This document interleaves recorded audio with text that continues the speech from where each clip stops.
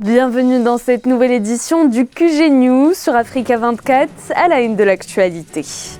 Fusion de la coalition au pouvoir en Éthiopie, une victoire pour le Premier ministre Abiy Ahmed, initiateur de ce changement majeur à quelques mois seulement des élections générales.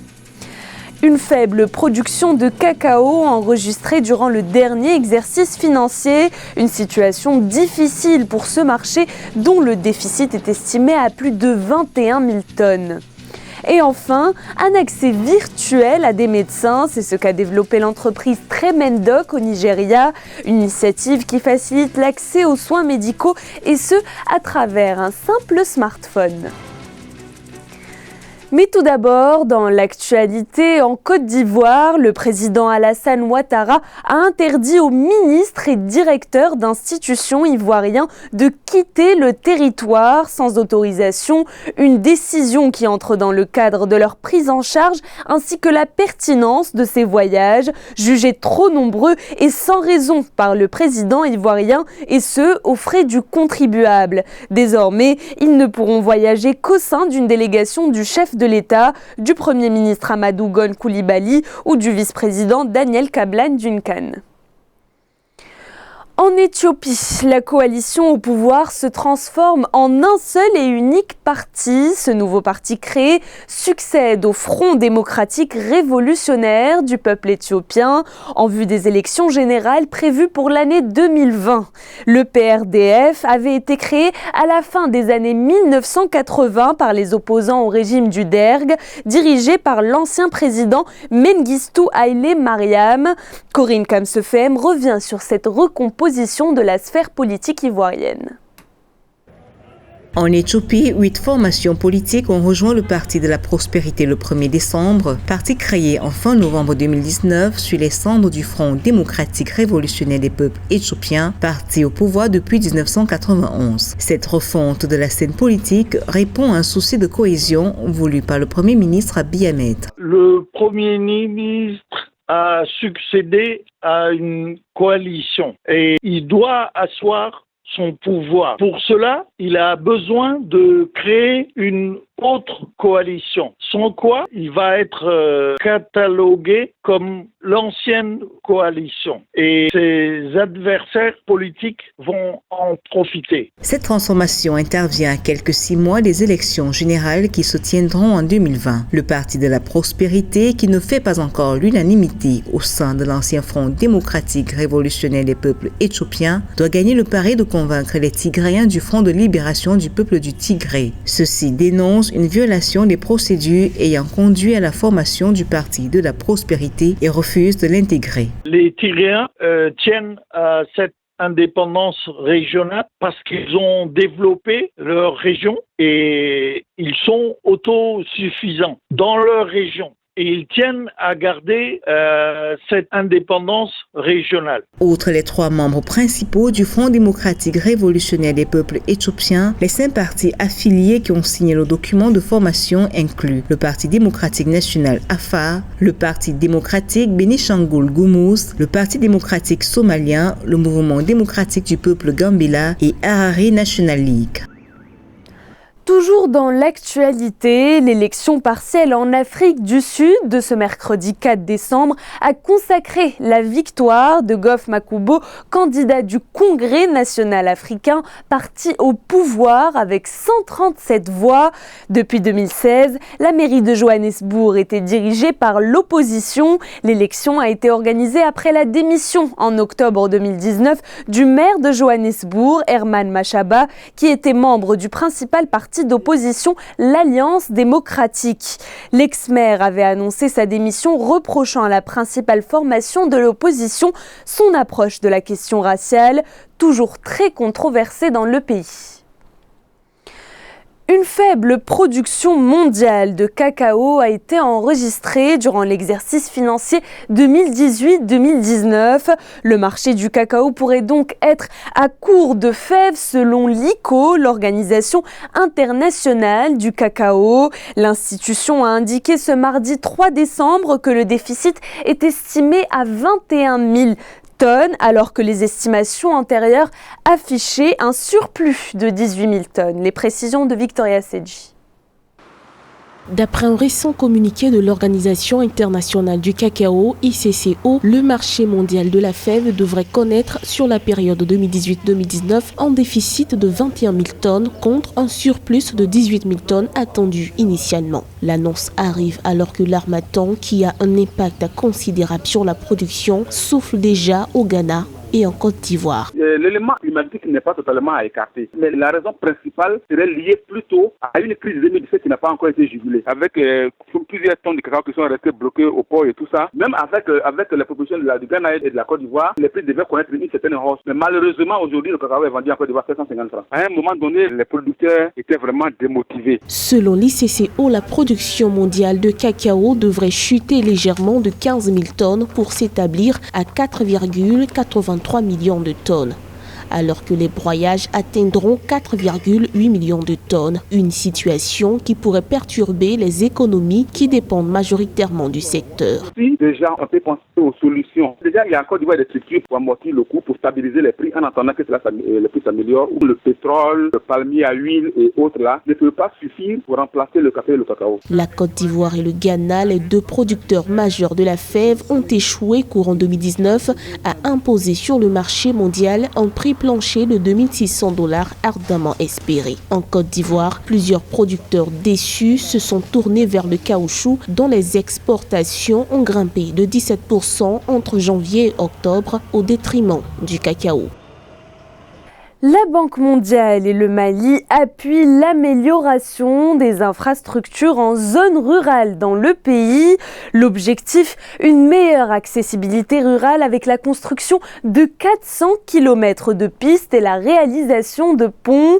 Un financement de plus de 13 milliards de francs CFA qui vient soutenir la politique du gouvernement en matière d'accessibilité aux endroits les plus reculés du pays. Les précisions d'Ange Bijou-Nomenio.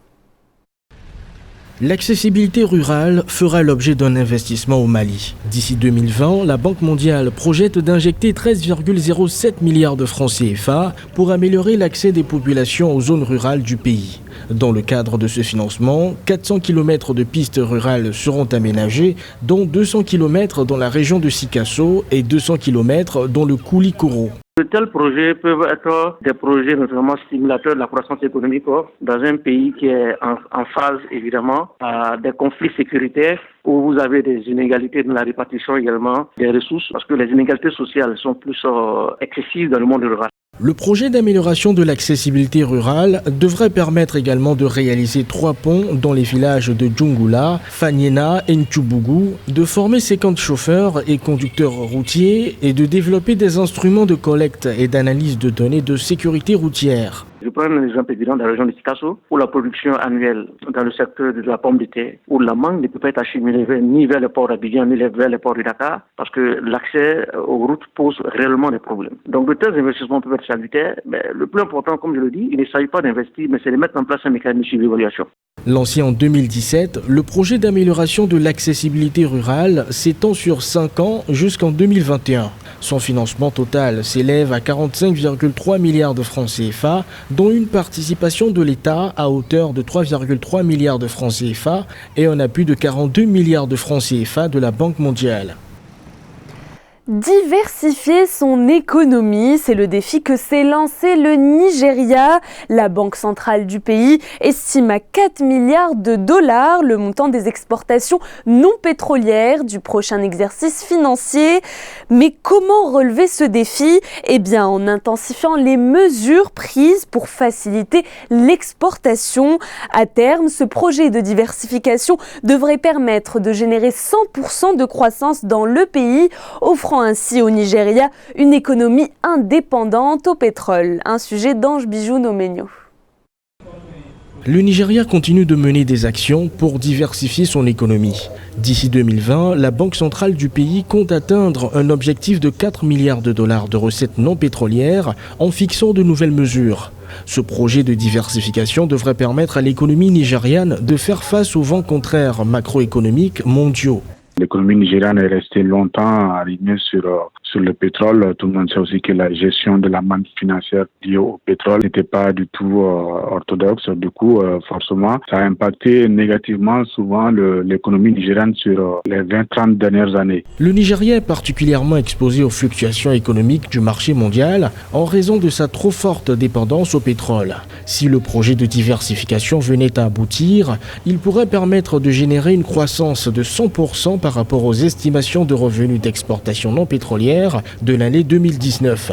Que ce soit une idée d'engager une diversification de l'économie, c'est très bien parce que c'est quand même une économie qui se porte bien en dépit de toutes les crises qu'elle a dû connaître dans le passé. Parce que d'abord, c'est une grande puissance démographique. C'est une économie assez robuste en termes d'industrie sur place. Mais il y a des préalables qu'il doit mettre en place en termes de gouvernance des ressources financières. En février 2019, le gouvernement nigérian avait annoncé un programme baptisé Made in Nigeria for Export. Celui-ci a généré 30 milliards de dollars de recettes annuelles grâce à l'exportation des produits fabriqués au Nigeria. Tremendoc, c'est le nouveau concept lancé par une start-up nigériane en 2018.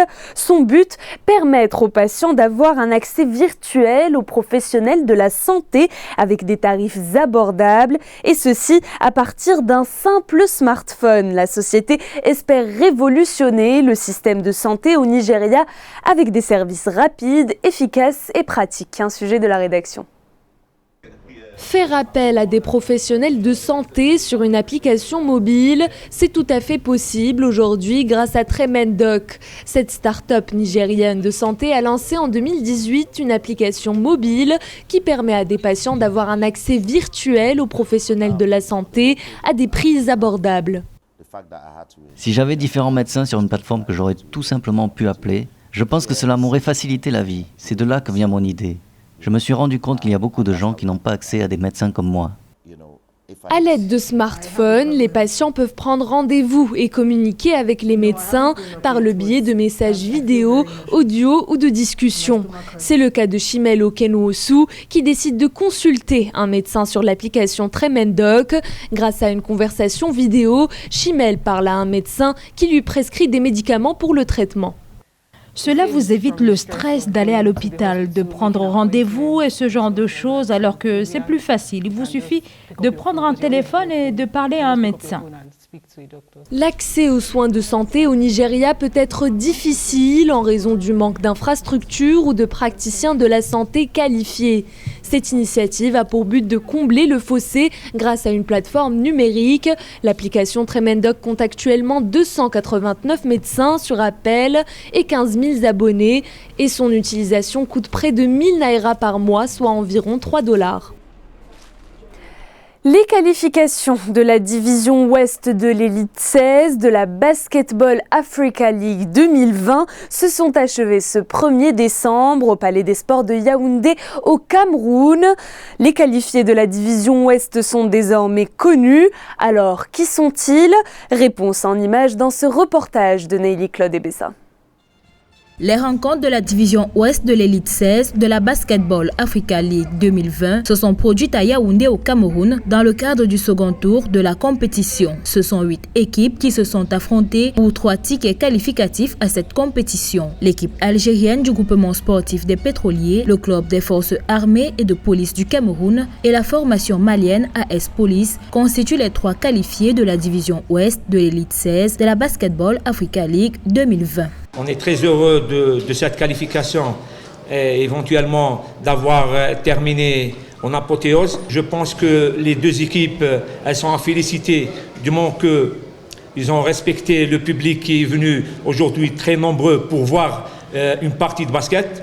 Je crois que globalement, ça a été réussi pour les 2 équipes. Pour obtenir leur ticket à cette première édition de la Basketball Africa League, prévue au mois de mars 2020, la formation algérienne du groupement sportif des pétroliers a dû s'imposer sur un score de 92-88 face au club des forces armées et de police du Cameroun. Tandis que le 3e et dernier ticket qualificatif de la division ouest a été décroché par l'équipe malienne AS Police, vainqueur de l'Abidjan Basketball sur le score de 71-69. Une première pour ces équipes d'accéder à un tel niveau de la compétition. Et aujourd'hui, on est qualifié pour la balle. C'est une grosse fierté pour le basketball africain.